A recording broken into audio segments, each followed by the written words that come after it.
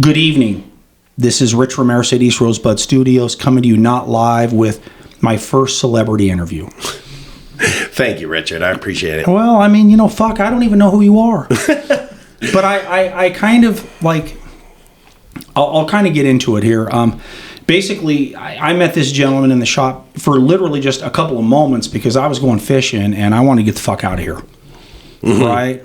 And one of my assistants, Cameron, he just said that, he just introduced me to you and I immediately got an interesting vibe from you as a person. Well, thank you. Yeah, and I mean, that's not weird or anything like that. It's more just the fact that you carry yourself in a nonchalant way, and you spoke to me because you compared what fishing does for you, and professionally, you have absolutely nothing whatsoever to do with fishing. Not at all. Just a hobby. Just a hobby. So what you do is so fucking foreign to me, pardon my language, sir. Absolutely. Listen, okay, no fucking problem. Okay. Just foreign to me because I can't even change fucking oil. Right. You get that? I do. I as a woodworker, yeah. I've fished my whole life, but woodworking I've done for about 10 years. And one of the things that struck me from that conversation, I was telling my uncle later that night that I had an epiphany moment while I was talking. In that 2 minutes we spoke, where you said, with ADD, fishing was the only thing that kept you in the moment. So we were talking about that. And I said, that's what woodworking and fishing do for me as well, is it's, when you're running a board through a saw where it can take your hand off. Yeah. You have to be in the moment. There's no choice, and your life, for lack of a better term, depends on it. Yeah. And when you said that, it was this moment where I realized all the things I knew to be true, but had never put words to. Fuck. It becomes a survival mechanism. It does. Everybody who knows me personally, not people who know me through YouTube, they call you, Jonathan, you're a nut, because I'm always up to something. I sleep like 4 or 5 hours a night. I'm always busy. Yeah. I'm always enthralled and hyper focused on whatever I'm doing. And finding things that manage to overcome that need to be hyper focused on something is pretty wild. Well, I mean, how can you not be over? Okay, so this is Jonathan Katz-Moses here. Jonathan Katz-Moses. I met this gentleman just 2 or 3 days ago in the shop. Did some good business with my business, and when I found out that you were a woodworker, is that just the most simple way to describe what you do professionally? Yeah, I mean I would venture to say that I am. You're a tool guy. I'm a tool maker. I started as a woodworker on YouTube. Yeah. I was laser focused on woodworking, and within 3 months into my furniture building journey, I was a contractor before that. I became obsessed with cutting dovetails. And what the fuck is a dovetail? A dovetail. Sorry. It's like like a blood knot. Okay. So it's how you join two things together where they can't come apart. Okay. So I was obsessed with it. And it's like the hardest thing in woodworking to do. And you make all size dovetails? Yeah. All size dovetails. But I invented a tool to make it easier because I couldn't do it. Huh. And nobody else came up with it before you? No. Well, there's some other versions of it, but I came up with two new aspects to it that nobody had ever done. Because I imagine there's a lot of dovetails made. There are, and there were magnetic dovetail jigs, but they only did half the process. Mine figured out how to do every step of it. Okay. And so for me, I was just using it myself, and it started as 4 different guide blocks, and then it became 2, and then I figured out how to put them all together. And I after using it for a little while, I said, you know what, this would be cool. Huh. So I posted a video on YouTube about it. Yeah. Like, I made this thing. If you want to buy it, I'll make you one. Yeah. So then I, by hand, made dovetail jigs for the next 2 years. And you bling that out. Yeah. I mean, they're fucking gorgeous. Thank you very much. What's the retail, if you don't mind me asking? They're $35.99. And you make these, or they make them in my shop? Yeah, we pour the molds. Chinese dude doesn't do this for you. No, not at all. How the fuck do you do that for $30, sir? Well, so it's made from the same material as pool balls. Okay. So it's urethane. It's indestructible. Okay. And I'm obsessed with processes, right? Like we're talking about hyper-focus. Yeah. I hyper-focus on how can we make this the most cost-effective, high-value tool on the market. I don't like making things cheap. I like making good tools for high value. And anybody who shops with my company, I now have, like you, an e-commerce store, which is we're a Shopify 1%er. So and not to interrupt you, but you've got almost 600 G's as far as followers on YouTube. Yeah. I mean, dude, I'd give my left nut for that. I mean, holy shit. I mean, I nearly have a couple times. That's big time, right? Yeah. Oh, yeah. I mean, it's big time. Top 2,000 YouTubers in the world. Jesus Lord. I don't know how they do. And you're not doing goofy shit. No, we do cool stuff. That's amazing. You're not doing goofy shit. Not acting like the beast. Right. And one thing that's very unique about my channel is I've never taken sponsorships. Huh. So I saw from day one when I invented that dovetail jig that I could control my destiny by selling things. Yeah. And so what that became is a company where if it's on my website, it's in my shop. Yeah. Very much like some of the things you have here at East Rosebud. It's like, I'm sure if they're in here, they're on your vest. They're in your toolkit. I went to your page, and it's really Greek to me. Okay, right? I don't get it. Right. So a quick question: these dovetails. I mean, when you said that it's intended to keep stuff together, give me an example of like what kind of stuff these things do. Drawers. Okay, drawers. So there's a commercial application. Oh yeah, it's the biggest thing. It's the oldest joint in the world. There's evidence of dovetails in Egyptian tombs. All right. Wow. And essentially, it's just physics. It's a triangle that fits into a triangle and can't pull out. Right. So before the invention of glue, people needed a way to keep boards together without coming apart. They cut dovetails. And it's the litmus test of a good craftsman, so it became, it is. Yeah, I mean, there's lots of things that can define a good craftsman, but I think it's the kind of thing that most people will do to show, like, I can woodwork, like, it's a level 2 kind of joint. And so... I saw some of the work you did, some of the more elaborate dovetails, and I was like, damn. I know, that's a fit. Yeah. Oh, it's that's a fit. Yeah. Right. I look at your work, and it is what it is. It's work. Right. Okay. You're an artist. I'm sure do you feel that way, or has anybody told you that? You of course are. I do feel like an artist. I feel like a businessman who loves art. Well, fucking A. Yeah. USA. I know. Right. We manufacture a lot of tools in the US. That's just amazing. We do stuff all over the world. I always look for where I can bring the highest value to my customers, and I can put things in their hands that are high quality and work really well. Can you have done in China what you have done here? No. I think I could do it cheaper. Well, no doubt. But in terms of the exact end result, would it be the same end result? Maybe. Okay. See, here's the thing: is there's extreme tariffs on Chinese goods. Okay, gotcha. So the cost is sometimes cheaper, but the lead time may be 6 months. The back and forth loses something in translation, and things don't show up. Well, that's why I ask. I mean, we got to go over there and shit a few times to get them right, but even then, it probably won't be right. So, yeah, maybe. I think it's like anything. You can find a good vendor anywhere. U.S., Canada, Mexico, China, Taiwan. But you took the high road. I did. I'm not going to claim that we don't do anything with China. I understand. But a bulk of what you put out isn't built there. Correct. Yeah. There you go, fucking A. We try and do our best. And we do a lot of manufacturing in-house. So gotcha. I manufacture a router table, a box joint jig, a bunch of different templates, which are things people use in woodworking for duplicating parts that are complex that you couldn't cut with a saw because it would require a curve. What do you attribute your YouTube success to? Integrity, but also I have always dug deeper. Yeah. So when I teach, I feel like I have a perspective of I started teaching soon after I started learning. Yeah. And so I know what it was like to be a beginner. Yeah, and I know the things that were like these very accomplished, talented woodworkers would be like, oh, you just, and they'd use all these complex words and theories. And it's like, listen, no. Ooh, no. That's not how it works. No. I focus on accuracy, and I tell people it's not that hard. You just have to take smaller bites. People get these $150 Home Depot table saws, which are extremely underpowered. The Reddington rod, for lack of a better example. The I'm sorry. The rod that works, but there's no pleasure in it. Right. There's no pleasure in it. And they're underpowered, and they're trying to cut what we call 8/4, which is 2-inch thick hardwood.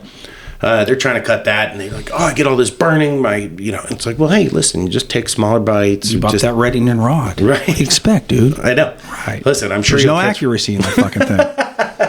Yeah. Well, so again, obviously, you've had success. I mean, that's great. Certainly. And you did it yourself, and you didn't really do it by selling out easy. Not at all. So there's a lot of credibility. So where you work a lot? Do you work a lot, or do you have you do? Mm-hmm. So do you have how many days a week do you fish, if you don't mind me asking?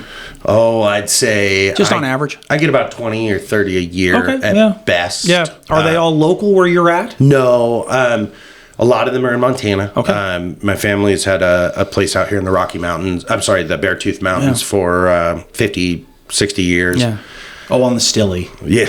God. And Stillwater, what a great river. Yeah, beautiful. Fucking that tops. whole area. Tops. That whole area is just beautiful. I go out to Mammoth in California, right on the California Nevada border. There's Talking a river, like the Truckee? Yeah, no, that's in Tahoe. Okay, so it's right. about 3 hours north of where I'm talking about. Oh, fuck. But there's a place where there's a trophy trout stream that, of course, gets hammered by Californians. There's just, people every 50 yards in the river. Damn. But then there's a private ranch there. Yeah. That you can pay to get on, and they only allow 4 rods a day. I'm all into and that. It's 6 mile stretch. 6 miles? Yeah, 6 mile stretch. Do you float it or just wait it? You wait it. Okay. It's 3 miles upstream, 3 miles downstream from the bridge. Are these fed fish? No. Okay. No. Okay. The browns and rainbows. Ooh. And the rainbows get big. They get real big. Also, the whole Mammoth area is like brown trout central. It's wild. They have these rivers. God, the name of the town eludes me right now. But they snake back and forth, and every time it does a 180, it has a big drop off. Huh. And you just float nymphs right over that, and they just and big browns. And I love browns. Big browns, yeah, 18, 20 inches all day. What are the name of these fisheries? Can you say? Oh my God, you don't want to. I can't remember the name. Who cares? Who fucking cares? Right. So, I mean, there's good fish all over the world. Just sure. don't fish where I am. So where else besides Montana, California, Nevada? We'll do some surf fishing. Okay, right. Fly surf fishing. Yeah, you can catch perch and stuff. Halibut. It's kind of fun. Never done it. Yeah, it's real cool. Same kind of setup. You cast and strip in and catch fish. I'll go tuna fishing. You can go down to San Diego when the tuna runs go. Fuck, I want to. It's real fun. I don't know why I haven't done that yet. Yeah, one thing I've never done, which is surprising how much I fish, is like steelhead out of like Oregon, Washington. I've fished Oregon a lot. Mm-hmm. Less for steelhead, more for Chinook. Okay. And what do you think? Oh, God. Worth the trip? Oh, my God. Make you dick hard. When here's the problem. Here's the problem. It doesn't go right most of the time. Right. So with your focus and everything that you've done, how long have you been doing this since your first YouTube video, if I can ask? About 10 years. 10 years. So you got a decade. It'll be 10 years next year. And in this process, how do you tie it into fly fishing? Because my impression of you was that it is. No, I discussed that I love it. I've done some builds with people where we build like live edge fly boxes with resin. Oh, damn. I can only imagine a fly box you could do. Oh, my God, yeah. And I'll make you one. Oh, fuck. What an honor. It might take a year, but it'll get there. I promise you. It's just, you're that busy and it's that nice. I don't do commission work. We sell tools now, and that's how I make, 98% of my revenue. Gotcha. And I'm the only person in my area that has really built a full tool company. I think there's a lot of content creators that sell products they make that are great, but we have really tried to build a tool company. We're now competing with the top 10 tool companies in our space. Wow. Yeah. And it's all related to this dovetail business? That's what started it. But our number one product is what's called a stop block. It's for making repeatable cuts on a table saw. We have a tool apron that I made. I originally took a tool apron. Everything I think about, my mentality on everything is elegant simplicity. I can tell. Right? Everything is got way too many bells and whistles. It costs too much for what it does, and it doesn't do exactly what it's supposed to do well. Gotcha. So I take things that are close, and I can make them better. And I find ways to do that. It's that process. Mm-hmm. That's your jam. It is. It's figuring it out. I just released my a patented product Wow. that we developed for 4 years. I had an idea, and it was too expensive. We prototyped it, we got it made, and it was like, I can't do this for less than $300. Why? Singular tool. One tool, and it did like one thing. Plug-in tool? No, it was an accuracy tool. It was for making you very accurate in a certain process that is for a crosscut sled. Yep. Tough to do. Very tough to do. And there's a complicated equation and process for squaring those up. And so I found a way to do it that takes 5 minutes. It turned a 3-hour process into a 5-minute process. You're shitting me. No. How long had you known the secret? 4 years I knew it could be done. 4 years. But it took me 4 years to figure out how to do it for a cost-effective How big of a tool is this? It's about the Just 8 that. inches. Yeah. What's the nuance in it? What makes it so tough? So when you, it's a crosscut sled is usually about 24 to 36 inches wide. A table saw is designed for making what's called rip cuts. That's along the long part of the board. Oh, fuck. I'll never remember any of that. Right.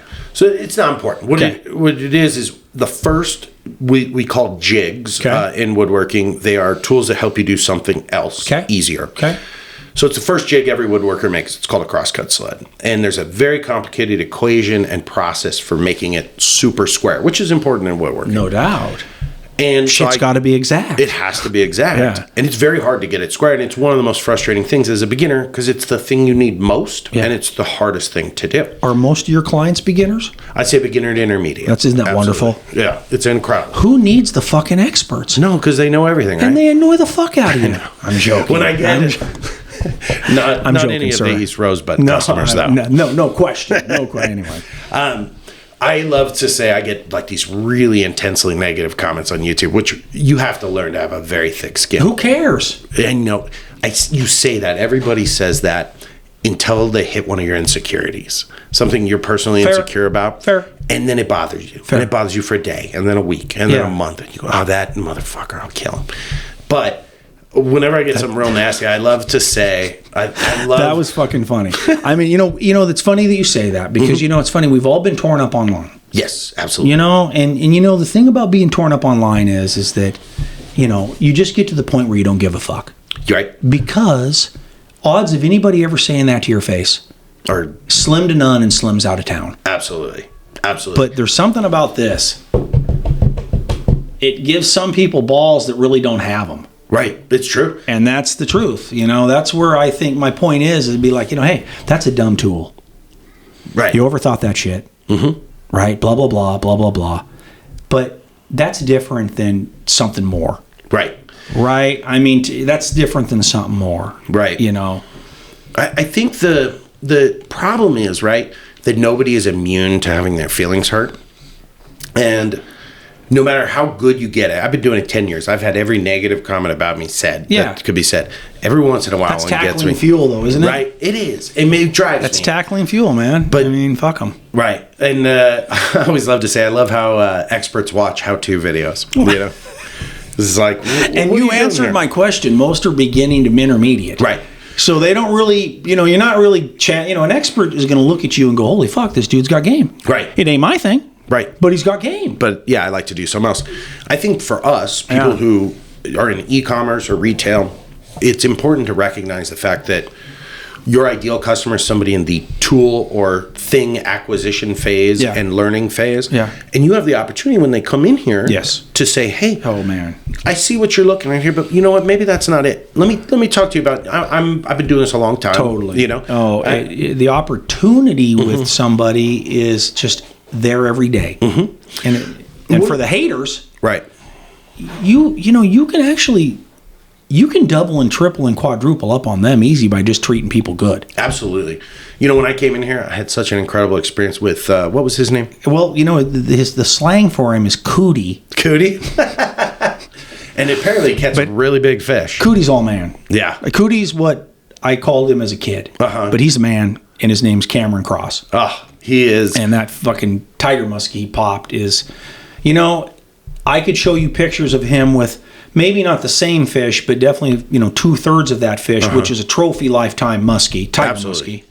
I could show you stuff that he has caught on foot. Mm-hmm. Same type of fish.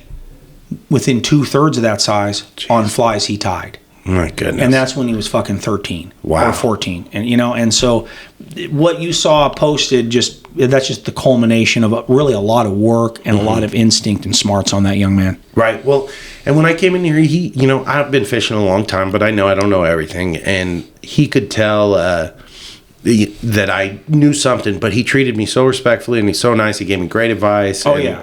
I really had a good time. And then randomly I went to Red Lodge yesterday. Yeah. And I walked in and talked to one of your other employees at your other store there. Yeah, I mean, we've got a small seasonal store there, but, you know, Red Lodge right now, I mean, how about this weather? I know. I bet it's fucking, they got 10 inches there today. Easy. It was wild. I left my place early just so I didn't get stuck up there. Yeah. It was like coming down. All right. Well, let's wrap up this first session if that's okay. Yeah, absolutely. All right, and we'll be back sooner than later. That's for sure.